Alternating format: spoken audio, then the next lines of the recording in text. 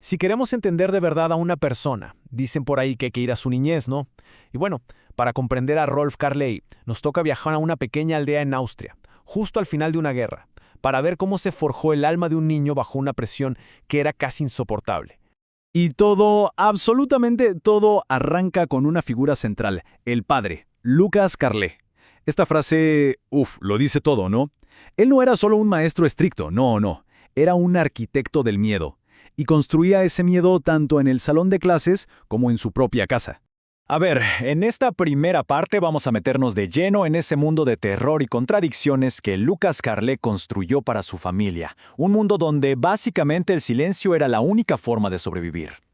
Este hombre, Lucas Carlé, era la definición de un tirano, en serio.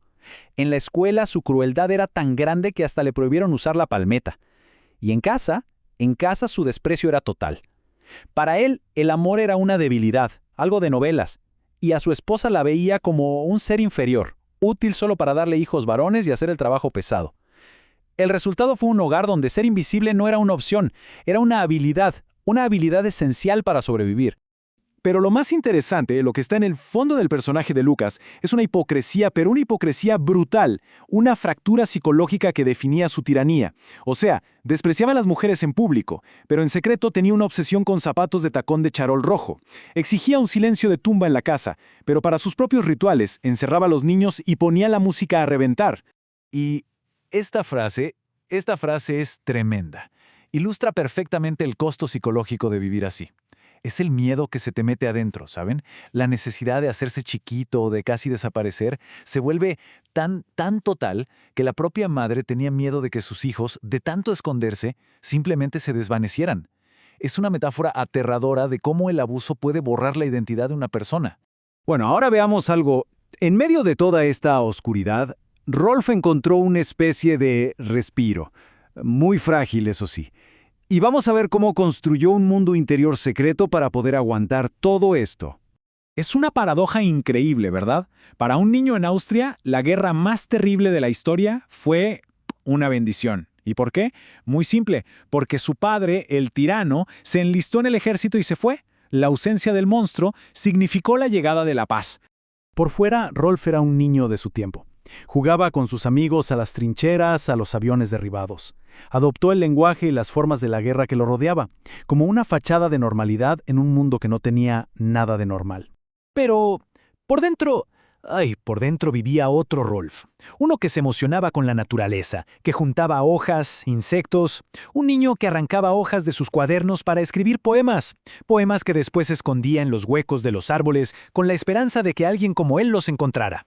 Ese era el verdadero Rolf, oculto de un mundo que no lo entendería. Pero claro, esa paz, tan frágil, no iba a durar. Estaba destinada a romperse.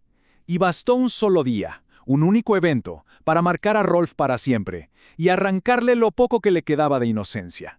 El día arrancó con algo súper raro para ellos, una promesa de alegría familiar, el olor a estofado de liebre. Pero en la mente de un niño como Rolf, cualquier esperanza, pues, es frágil. Y claro, se rompió con la llegada de los soldados rusos. Obligaron a todo el pueblo a una marcha silenciosa, no a un lugar cualquiera, sino al secreto que todos conocían, el campo de prisioneros. Y en ese camino, la poquita alegría de la mañana se pudrió y se convirtió en la peor de las pesadillas. Y aquí viene lo más terrible, la tarea que les imponen.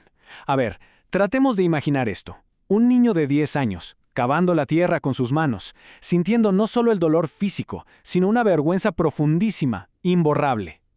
Luego, el tener que cargar esos cuerpos descritos como livianos, fríos y secos como porcelana. Y para rematar el horror, una vez que terminaron de enterrar, los obligan a recorrer el lugar, las cámaras de gas, los hornos. Una lección brutal que nunca iba a olvidar. Y justo cuando el pueblo intentaba, digerir un horror, volvió el otro. Y este regreso iba a cambiar la vida de Rolf de una forma todavía más directa y aterradora. Mientras su padre estuvo fuera, Rolf se había inventado uno. Un héroe de guerra, con su uniforme de aviador, sus botas brillantes. Pero la realidad, la cruda realidad, no pudo ser más distinta. El hombre que entró de golpe en su cocina era un mendigo, un desertor con los pies envueltos en trapos. La imagen del héroe se hizo pedazos en un segundo. Y ojo, el hombre que volvió no solo estaba roto por fuera, su ideología, su mente, se había endurecido de una forma brutal. La guerra no le había enseñado a querer la paz. No, todo lo contrario. Se convenció de que la violencia era el motor del mundo, que solo la crueldad forjaba a los verdaderos líderes. Y de ahí sale su nueva filosofía de vida, que la resume en una metáfora que es brutal. El mundo se divide en yunques y martillos. Unos nacen para recibir los golpes y otros para darlos.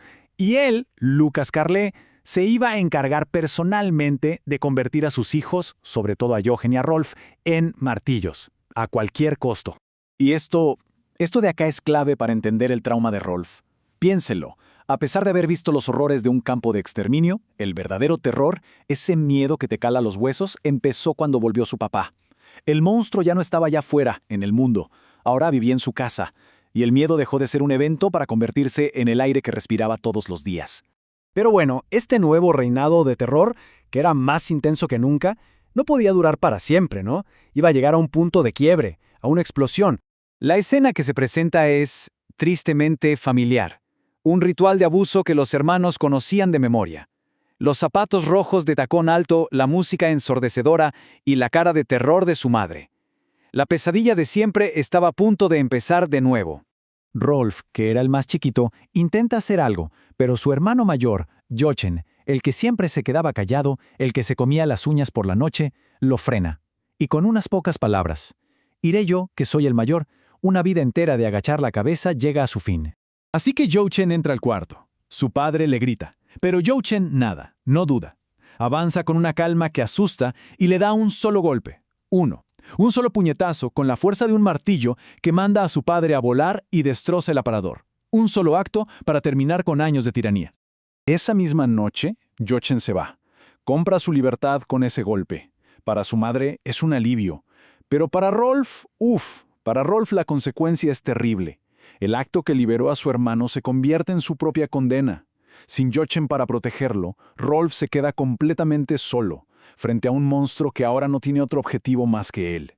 Su aislamiento es total. Y así termina de forjarse Rolf Carlé, un niño templado, no, quemado en el fuego del miedo, el silencio y la soledad. La pregunta que nos queda, la que va a definir toda su vida, es esta.